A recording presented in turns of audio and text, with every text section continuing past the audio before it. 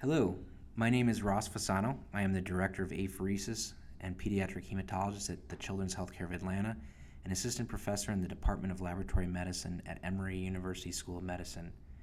I will present a case addressing delayed hemolytic transfusion reactions, Module 2 in the series on reducing complications of therapeutic blood transfusion in sickle cell disease. This case will focus on a teenage patient with hemoglobin SS disease with acute chest syndrome in order to illustrate various aspects of red cell transfusion therapy, including indications and complications for transfusion in this population. Specifically, we will review the NIH recommendations for transfusion for acute chest syndrome in sickle cell disease patients, discuss the lack of consensus on simple transfusion versus red cell exchange in this setting, review the pathophysiology of delayed hemolytic transfusion reactions, also known as DHTRs, and hyperhemolysis, the most serious transfusion complication in sickle cell disease patients. Review the appropriate workup of DHTRs by the clinical team and blood bank, and introduce various common blood banking techniques used for the evaluation of alloantibodies and delayed hemolytic transfusion reactions, including the antibody screen, cross-match, direct antiglobulin test, also known as the DAT or direct Coombs test, and elutions. Discuss common presentations, outcomes, and clinical management of DHTRs, and introduce the importance of obtaining a thorough transfusion history and discuss strategies for preventing DHTRs from occurring in this high-risk population. The patient in this case is a 17-year-old female with hemoglobin SS disease who is admitted to the hospital with a one-day history of fever, coughing, chest and back pain, and dyspnea. On arrival, she was noted to be mildly tachypnic and hypoxic at 88% on room air, and was subsequently placed on oxygen. Chest x-ray, as shown in the right, demonstrated a left lower lobe infiltrate. Hemoglobin at presentation was 7.0 grams per deciliter compared to her baseline of 7.8 grams per deciliter. Absolute reticulocyte count was 390,000, platelets 585,000, and WBC count 28,000 per microliter. She was subsequently diagnosed with acute chest syndrome, received IV fluids, IV analgesics, broad-spectrum antibiotics, and spirometry, and she was subsequently transfused 2 units. For sickle cell disease patients with acute chest syndrome, when do you consider the following as an indication for episodic or acute transfusions? A. All patients admitted with acute chest syndrome. B. Patients with a hemoglobin greater than 1 gram per deciliter below their baseline. C. Patients with multi-lobe disease and/or pleural effusions. D. Patients with an inability to maintain oxygen saturation above 95% despite supplemental oxygen. E. Exchange transfusion for patients with rapidly progressive acute chest syndrome as manifested by oxygen saturations below 90% despite supplemental oxygen, increasing respiratory distress or progressive pulmonary infiltrates. Or F. Answers B through E. Much of the data used to guide transfusion decisions for treatment of acute chest syndrome come from retrospective studies showing that red cell transfusion improves oxygenation and/or respiratory status in sickle cell disease patients.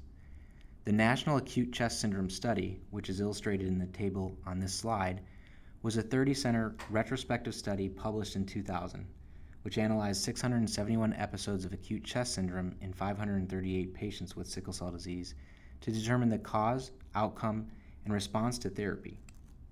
This study evaluated treatment protocols that included transfusion, among other therapies for acute chest syndrome. Overall, 72% of the patients received transfusions, 2/3 of which were phenotypically matched. And it was shown that transfusions, either red cell exchange or simple transfusions, improved oxygenation with statistically significant improvements in partial pressure of arterial oxygen and oxygen saturation in patients after the transfusions. Both simple and exchange transfusions resulted in similar improvements in oxygenation in this analysis. Overall, 2.4% of patients developed new red cell antibodies, 1% of the patients who received phenotypically matched units versus 5% of those who received ABO-RH compatible only transfusions. Similar findings of improved indices of oxygenation within 24 hours of transfusion have been found in smaller pediatric SCD acute chest syndrome studies.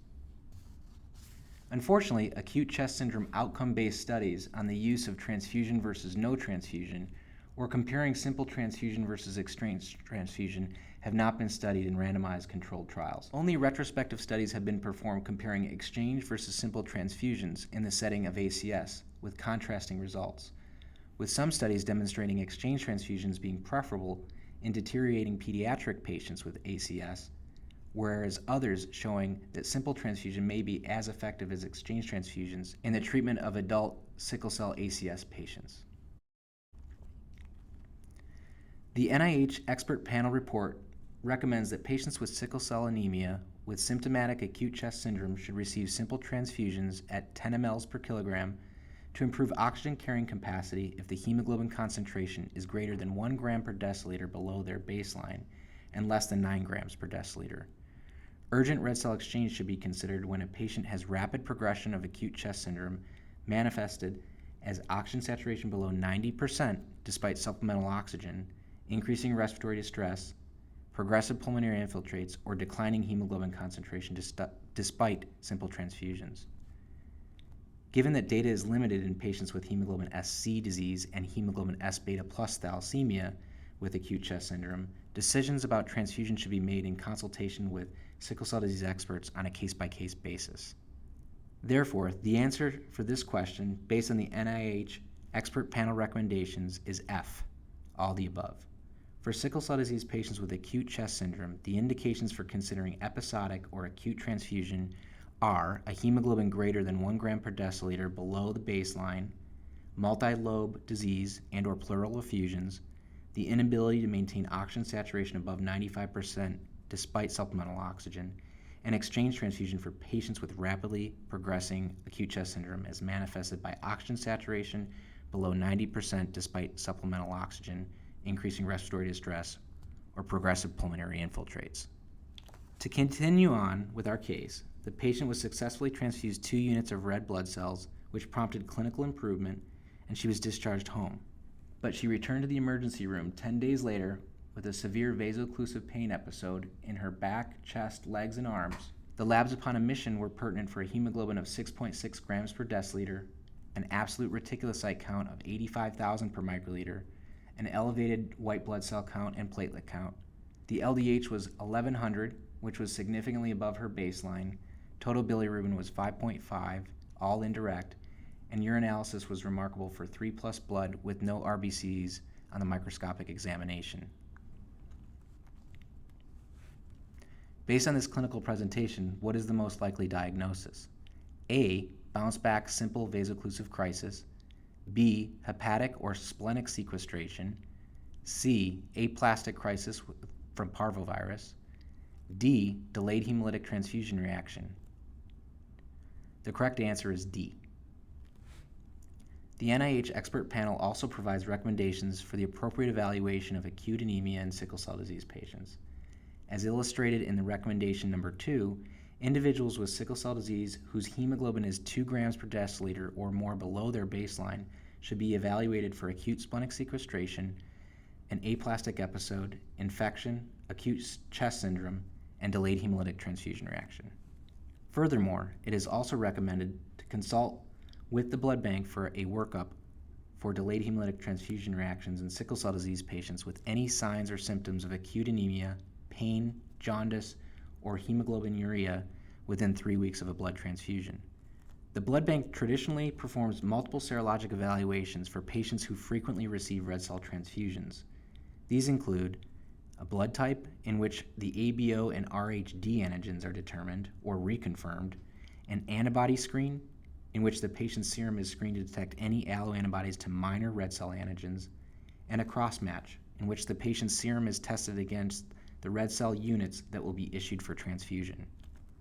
An extended red cell antigen profile, or a red cell phenotype, is performed in patient populations at high risk of forming red cell alloantibodies to minor red cell antigens, for example, sickle cell disease and thalassemia patients. Many non-ABO, non-RHD antigens can be confirmed in a red cell phenotype, such as those shown in the panel on the right. Determining a sickle cell disease patient's red cell phenotype before a transfusion proves to be extremely useful in issuing red cell units that are matched for RHC and E and KEL antigens per NIH recommendations. and aiding in antibody workups when these patients form complex or multiple red cell alloantibodies. A red cell phenotype can be performed by serologic or molecular-based methods, with DNA-based assays being increasingly employed by many blood banks and immunohematology reference laboratories based on their increased throughput, expanded profile of antigens tested, and superior cost efficiency compared to serologic methodologies. When a patient with sickle cell disease is in need of red cell transfusions, the blood bank first performs a blood type for ABO and RHD and an antibody screen to detect any antibodies to minor red cell antigens in the patient's serum. If the antibody screen is negative, then red cell units that are at minimum Rh, CE, and Kel antigen matched are selected from the shelf and cross-matched. It is crucial that the blood bank has a complete transfusion history at this time in order to honor any historical red cell antibodies that are no longer presenting on the current antibody screen.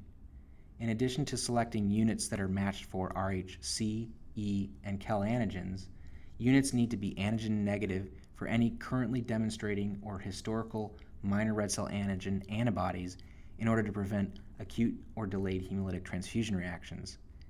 If the antibody screen is positive, a direct antiglobulin test, commonly abbreviated as a DAT, and further evaluation for the specificity of that antibody should be completed to determine the presence of red cell allo and/or autoantibodies.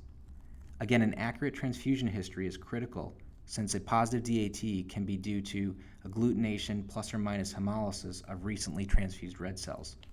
The blood bank performs most evaluations by first separating whole blood samples into two components by centrifugation. The red cells are used for determining the patient's blood type. The red cells are also used for performing the DAT. The serum is used to confirm the patient's blood type by confirming the appropriate anti-A and/or anti-B isohemagglutinins given the ABO antigens on the red cell surface. The serum is also used for performing the antibody screen and evaluation. An antibody screen is used to detect antibodies directed against red cell antigens other than A or B antigens. It is performed as part of the type and screen whenever blood transfusion is anticipated and commonly uses 3 screening cells to detect if an antibody is present. If an antibody screen is positive, a full antibody evaluation using various panels of red cells of known phenotype is performed to determine the specificity of the red cell antibody, for example, an anti-Duffy-A.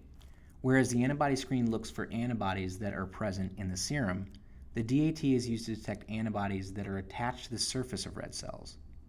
If antibodies are detected coating the red cells, they are further identified by eluting off the antibody from the red cell surface and then testing the eluted serum, often called the eluate, against various panels of red cells of known phenotype, similarly to an antibody evaluation. A positive DAT may be due to various reasons. It could be due to autoimmune disorders such as warm autoimmune hemolytic anemia or cold agglutinin disease, a new alloantibody in a recently transfused patient, drug-induced hemolytic anemia, such as penicillin or cephalosporin-induced hemolytic anemias, secondary to other medications and infections such as IVIG, ROGAM, or mycoplasma infections, or secondary to malignancies.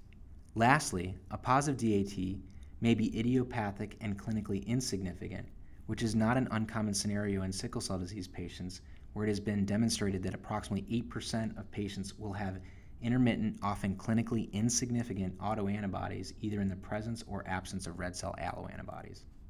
Delayed hemolytic transfusion reactions are the most life-threatening consequences of alloimmunization in sickle cell disease patients because of their potential for bystander hemolysis of the patient's own erythrocytes. Whereas patients without sickle cell disease may have hemolysis of the transfused units, sickle cell disease patients oftentimes have hemolysis of the transfused unit in addition to their own endogenous sickle cell erythrocytes, resulting in a post-transfusion hemoglobin level 1 to 3 weeks later that is lower than the pre-transfusion hemoglobin level and is often associated with reticulocytopenia. This phenomenon of hyperhemolysis has been reported in other patient populations, but is much more common in sickle cell disease patients. The pathogenesis of hyperhemolysis complicating delayed hemolytic transfusion reactions seen in sickle cell disease patients is not entirely understood. Delayed hemolytic transfusion reactions commonly present with acute vaso-occlusive pain, usually with hemoglobinuria, fevers, and/or a drop in hemoglobin within 2 weeks of a red cell transfusion. They may be self-limited and recover with supportive care measures, or may progress to acute chest syndrome, multi-system organ failure, and even death. Up to 30% of DHTRs have autoantibodies present concurrently with red cell alloantibodies, which further complicate the clinical picture, transfusion management if needed, and potentially contribute to hyperhemolysis. In addition to their potential clinical severity, treatment of delayed hemolytic transfusion reactions is also problematic in that there are no definitive treatments with proven efficacy other than supportive care measures and avoidance of further transfusion therapy. Salvage treatments that have been attempted include erythropoietin, IVIG, high-dose steroids, and various monoclonal antibodies that target different arms of the immune system. However, results with salvage therapies are limited to case reports and/or small case series. A DHTR occurs when an individual is re-exposed through transfusion to red cells that have an antigen which the patient lacks and has previously formed an antibody to. The primary exposure, which may have occurred many years prior, results in the formation of an antibody to an antigen that the patient is lacking. Although some reduction in survival of the transfused red cells may result during the primary exposure, most often there is no clinical evidence for alloimmunization other than the detection of a new antibody on the blood bank evaluation, if done. If the patient receives no further transfusions with red cells containing that antigen, the antibody may disappear or evanesce from the patient's serum. Many red cell alloantibodies can be transient in that they evanesce over time or fall below the level of detection by traditional blood bank methodologies. Therefore, the antibody will not present on future antibody screens or cross matches. However, if a future transfusion contains red cells with the putative antigen, an anamnestic response is likely to occur in which memory lymphocytes are activated, with subsequent production of large amounts of antibody to that red cell antigen, resulting in rapid destruction of the transfused cells, plus or minus hyperhemolysis in patients with sickle cell disease. The phenomenon of red cell alloantibody evanescence, in combination with multi-site transfusion and the lack of a universal medical record system in the United States, makes red cell alloantibodies especially problematic in sickle cell disease patients. One institution may be unaware of an antibody detected at another hospital, and the patient may be transfused with red cell units that appear safe because the pre-transfusion antibody screen is negative and the unit is cross-match compatible. Based on the clinical presentation of severe vaso-occlusive pain, drop in hemoglobin, reticulocytopenia, hemoglobinuria, and an elevated LDH above baseline 10 days after a red cell transfusion, what would be the most optimal further management for this patient? A. Transfuse with 2 red cell units. B. Treat vaso-occlusive crisis with IV fluids, analgesics, and monitor for further drop in the hemoglobin. Or C. Initiate a transfusion reaction workup. The correct answer is B and C. The patient's presentation is very concerning for a delayed hemolytic transfusion reaction in that she presented within 2 weeks of a red blood cell transfusion with severe pain, a hemoglobin level lower than her pre-transfusion hemoglobin level during her acute chest syndrome hospitalization, hemoglobinuria, an elevated LDH compared to her baseline, and relative reticulocytopenia. As such, this is a delayed hemolytic transfusion reaction until proven otherwise. Transfusing the patient at this point is not indicated until further workup is done, as transfusion may exacerbate the hemolysis. A transfusion reaction workup should be initiated and the patient should be treated with supportive care measures with IV fluids, analgesics, and monitored for a further drop in hemoglobin. The transfusion workup for delayed hemolytic transfusion reactions is a coordinated, two-pronged approach between the clinical team and the blood bank. The clinical team should follow the patient with serial CBCs, reticulocyte counts, complete metabolic profiles, LDH with fractionated bilirubin level, and urinalyses.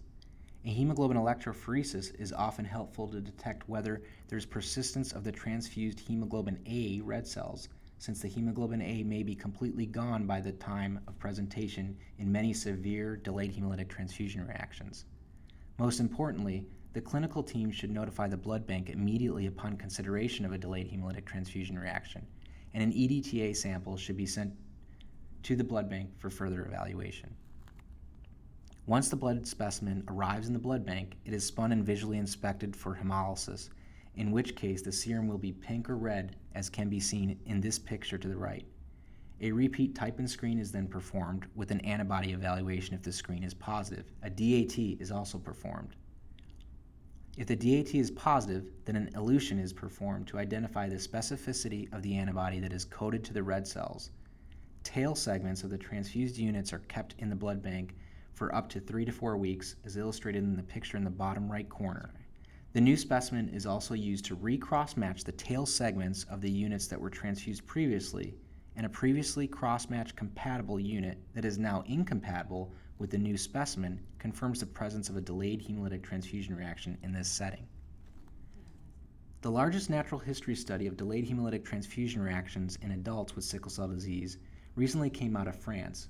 Out of 99 patients, the median time of diagnosis of DHTR was 10 days after transfusion, with a median hemoglobin nadir of 5.5 grams per deciliter, elevated LDH, and relative reticulocytopenia. The most common symptoms upon presentation were hemoglobinuria, sickle cell pain, and fever. Notably, 50% of these patients progressed from signs of vaso-occlusive crisis on presentation to acute chest syndrome, and a significant proportion developed multisystem organ failure with an overall mortality of 6%. Approximately one-third of episodes of delayed hemolytic transfusion reactions in the French study had a new classically clinically significant alloantibody identified. Slightly over one-third of the patients had no detectable red cell antibody, and approximately another third of patients had a complicated antibody picture where alloantibodies were present with autoantibodies or additional antibodies of undetermined specificity and/or significance. Out of 99 patients, more than half received nonspecific supportive care measures, illustrating the lack of clinically proven treatments in this severe transfusion-related complication. Slightly less than half of the patients received erythropoietin, either with or without other salvage therapies, which included corticosteroids, IVIG, rituximab, or eculizumab. 35% received secondary transfusions, yet transfusions were deemed ineffective in 2/3 of the patients. Hemoglobin A, or the transfused red cells, disappeared within 15 days in over half of the transfused patients, and 14% died of exacerbated hemolysis or multisystem organ failure, strongly suggesting that transfusion in the setting of delayed hemolytic transfusion reactions and hyperhemolysis is unjustified. The use of multiple transfusion sites by patients with sickle cell disease means that there is a critical need for detailed and accurate transfusion histories in order to prevent delayed hemolytic transfusion reactions in this patient population. These two graphs depict the results of a retrospective review of 2 regional centralized transfusion services caring for over 150 sickle cell disease patients, with a goal to quantify the frequency at which patients with sickle cell disease are at risk for experiencing delayed hemolytic transfusion reactions because of evanescent antibodies and multi-site transfusion. As illustrated in the graph on the left, the median number of non-index hospitals visited by sickle cell disease patients for red cell transfusions with evanescent antibodies was 2, ranging from 1 to 7 institutions. The graph on the right demonstrates the large number of transfusions received at these various non-indexed hospitals, with some patients receiving 20 or more transfusions at multiple different hospitals. Most striking is their finding that over 28% received transfusions at various non-indexed hospitals 20 or more times after the alloantibody evanesced, highlighting a significant setup for re-exposure to an evanescent antibody, resulting in a delayed hemolytic transfusion reaction. Continuing on with the case, the transfusion reaction workup is shown here. The patient was retyped and confirmed APOS, and clerical check revealed that there were no errors in unit allocation. The antibody screen was positive. The DAT was negative for IgG and C3. However, further antibody evaluation showed an anti-JKB in the patient's serum. Cross-matching the segments from the transfused units 10 days before with the fresh sample demonstrated that both units were incompatible, confirming a delayed hemolytic transfusion reaction. The patient was subsequently treated for vaso-occlusive crisis with IV fluids and IV analgesics. Her hemoglobin dropped to a nadir of 6.0 grams per deciliter on day 2 of hospitalization with an absolute reticulocyte count of 85,000. The hemoglobin 8% drawn at admission was 0, demonstrating hemolysis of all of the transfused red cells from 10 days previously. The LDH was 1100 on admission, but gradually improved to her baseline of approximately 450 on day 4 of hospitalization. The hemoglobinuria on her UA cleared on day 2, and the patient was discharged on day 7 with a stable hemoglobin of 7.1 and a reticulocyte count close to her baseline. The patient and her family were informed of her red cell antibody, and she was counseled on the importance of disclosing this information to any medical providers in the future, regardless of whether her workup showed the presence of the anti-JKB. The prevention of delayed hemolytic transfusion reactions requires attention to 3 different time points, ranging from minimizing the primary alloimmune response to reducing the risk of missing the detection of a transient or evanescent alloantibody, and finally to reducing the risk of re-exposure to evanescent antibodies. Strategies for reducing the risk of red cell alloimmunization include prophylactic antigen matching for RHC, E, and KEL in all sickle cell disease patients as recommended by the NIH, and judicious use of red cell transfusions, thus avoiding transfusions where there is no clear data supporting an impact on outcome. Ultimately, someday we hope to be able to identify and parse out up front those patients who are prone to become antibody responders compared to those who are unlikely to form antibodies despite heavy transfusion burdens, i.e., antibody non-responders. However, the preemptive discrimination of individuals with responder versus non-responder phenotypes currently does not exist at this point in time. Reducing the risk of missing the detection of transient antibodies requires a commitment to follow-up antibody screening at set intervals for sickle cell disease patients who have received episodic transfusions. This is often very difficult in patients that may be transfused at multiple centers or do not follow up after an episodic transfusion routinely. Avoidance of multi-site transfusion, thorough transfusion history taking and documentation, educating patients on transfusion complications such as red cell alloimmunization and delayed hemolytic transfusion reactions, and reliable interinstitutional blood bank communication is paramount for both reducing the risk of missing detection of transient antibodies and re-exposing to an evanescent antibody later on. To summarize, transfusions can be life-saving for patients with sickle cell disease. However, they can be associated with life-threatening complications such as delayed hemolytic transfusion reactions. Transfusions should be used judiciously in the management of acute sickle cell complications. Clinicians and blood banks should attempt to reduce the risk of alloimmunization and delayed hemolytic transfusion reactions by providing upfront phenotypically matched red cells, always obtaining a thorough transfusion history from every patient, and communicating with the patient, other providers, and blood banks when transfusions have been performed at other institutions. Delayed hemolytic transfusion reactions are the most serious transfusion complications in sickle cell disease patients, with a mortality of approximately 6%. Clinicians and blood banks should recognize patients with delayed hemolytic transfusion reactions and avoid further red cell transfusion in these patients.